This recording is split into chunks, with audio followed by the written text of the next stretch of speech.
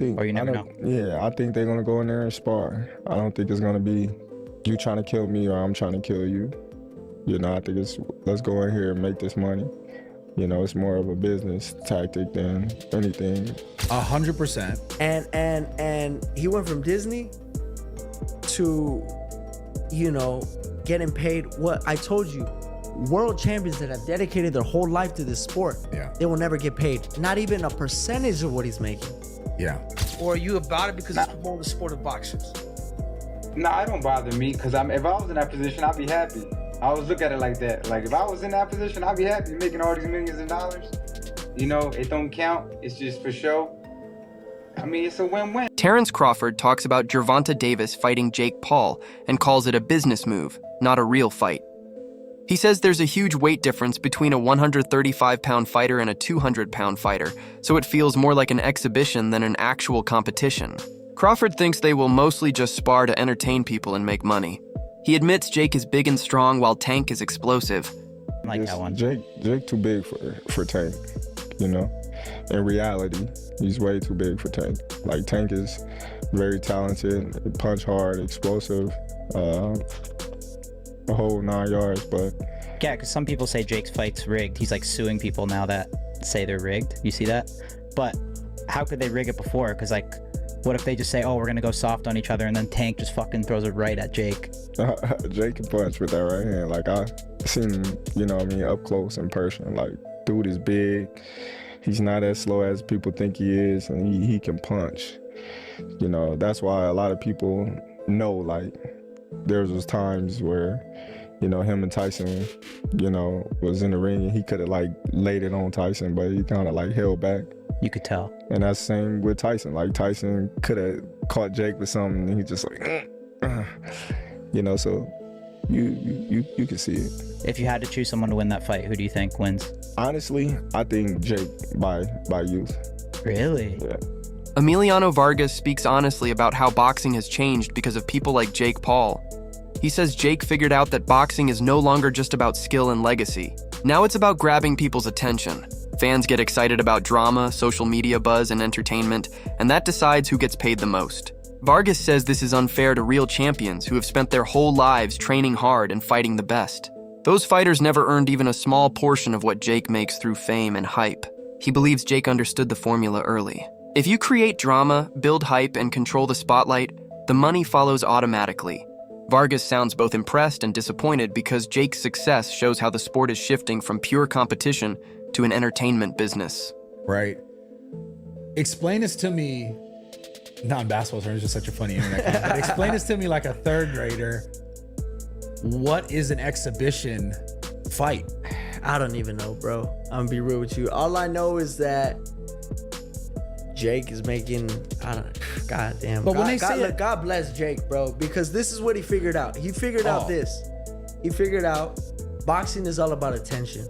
100%. And he went from Disney to, you know, getting paid what I told you. World champions that have dedicated their whole life to this sport, they will never get paid. Not even a percentage of what he's making. Yeah. But because attention brings dollars. It doesn't matter if it's a podcast, if it's a movie premiere, if it's boxing. If there's no attention on it, you're not going to make no money from it. This is like the WNBA conversation. That's why they don't make the money, because they don't have the attention. No, for sure.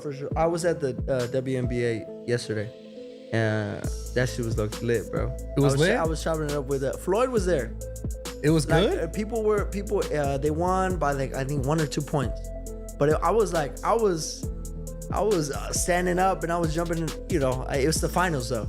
Yeah. It's the finals. So, all that aside, I just feel like Gervonta could crack though, bro. Oh, of Gervonta course. could crack. I mean, so this is what I want. He's sparred light heavyweights and heavyweights before. Like, this ain't nothing new. Even taller guys. For sure. Yeah, so what I really want to ask you in regards to that fight is, like, obviously someone like Gervonta is not, in his mind, he's not going to go out there and look stupid, no matter how it goes. Right. No, he's not. But that's what when I see it's an exhibition fight, I'm like, what does that mean? And you can still get knocked out. You know, I feel like that means there's not going to be no winner. No effect on the record. Yeah, that's exactly what it means. But you could get knocked out. So you don't think, because like you know, the beef now is like, this shit's the WWE. That's what people say about I boxing. mean, Showbiz the Adult points out that Gervonta Davis is not underestimating Jake Paul, even though the fight is being called an exhibition. He says Tank sees this as a chance to show his power to the whole world.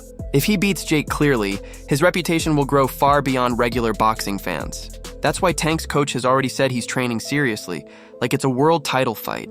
Showbiz the Adult says that for Tank, losing is not an option because the internet never forgets. One bad fight against a YouTuber turned boxer could damage his career permanently. So even though the fight doesn't count for a title or official record, Tank knows it has real consequences for his image. He wants to show the difference between a lifelong professional and a self-made celebrity boxer. You mean to tell me you start hitting Jake with some shit, he ain't gonna fight back? He said, fat. But he had you on a hit list before this fight even happened. So his mental is on you. So you have to take him serious. What Tank Davis doesn't know he's risking is crazy. I hope he knows now. The fan base doesn't know what Tank's risking. Y'all just seeing it as WWE shit. That Jake Paul is an opportunist, and that Jake Paul is gonna try to knock him out. He's gonna try to knock him out, do this, cross his arms. He's gonna try to do that shit. If he hits Tank and Tank has Bambi legs, that goes viral. Jake Paul gave Tank Bambi legs. He'll get trolled so much, Tank may retire. Tank gotta knock that guy out, and y'all don't realize it. And regardless of the reality of it being an exhibition, that shit, the sight of that is gonna go viral. Tank gonna have to take him seriously and knock his ass out. Danny Garcia and other analysts say this fight is more about entertainment than real sport. They admit it's not a fair contest between two equal fighters, but more of a business event made to get attention and make money. Still, they say the curiosity it creates is strong. People really want to see what happens when a smaller but explosive fighter like Tank goes up against a much bigger but less skilled boxer like Jake. That mystery keeps fans watching. Analysts also think this could be one of Tank's last big events before he retires. They say he might be using this exhibition to get a huge payday and then leave boxing on top financially. This fight may not define his boxing career, but it will boost his brand, making it a smart move from a business perspective, even if it's not a big sporting achievement. Tank Davis, I have a feeling, bro, Tank Davis is going to retire after this fight. Sometimes when you get a big payday like that against a fight like Jake Paul, like you as a professional boxer, does that shit bother you, or are you about it because it's promoting the sport of boxing? Nah, it don't bother me because if I was in that position, I'd be happy. I always look at it like that. Like if I was in that position, I'd be happy making all these millions of dollars. You know, it don't count. It's just for show. I mean, it's a win-win. I mean, at the end of the day, it's the prize. It's the fight. It's the prize.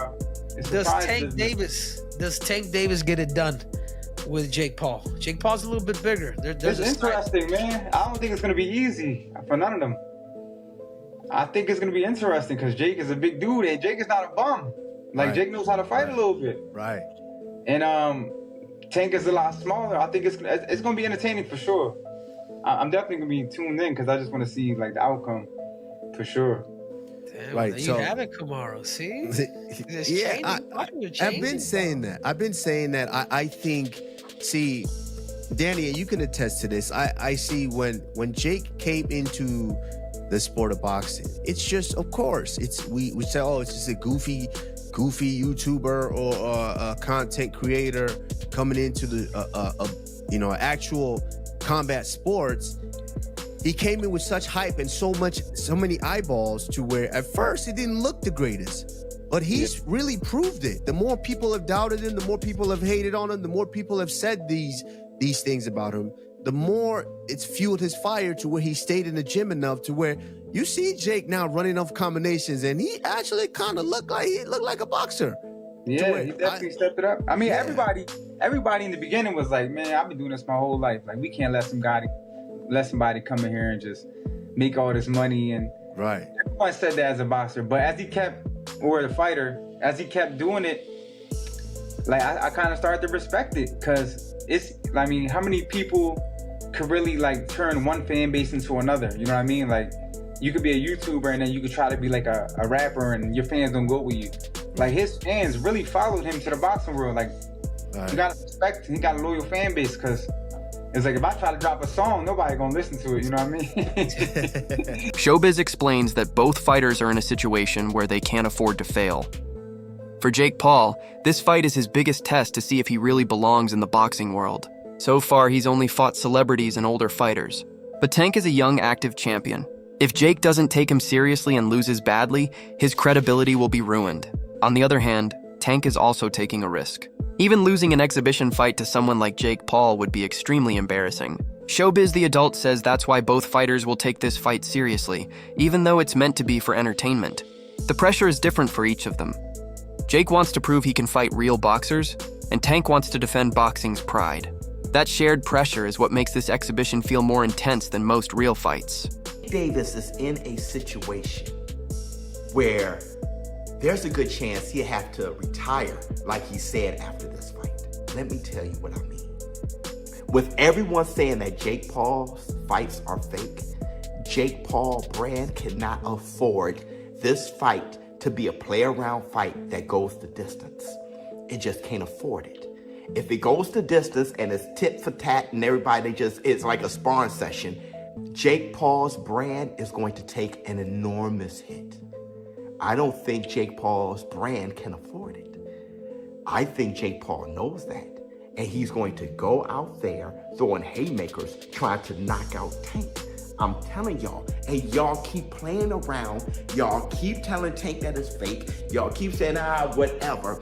And what's gonna happen is Jake Paul, playing possum, is going to try to knock this guy out and go viral. Bro, and it doesn't matter. It doesn't matter the size. It doesn't matter anything, bro, because it's going to go viral and everybody's gonna roast the hell out of Tank. And I'm saying, Tank, you gotta take this fight seriously. I don't know what was said to you, but don't listen to your fans. Your fans, the Tanky Wankies, been setting you up to lose forever. Brother, listen to the biz. Don't listen to anyone else. Your only option is to take Jake seriously and knock him out.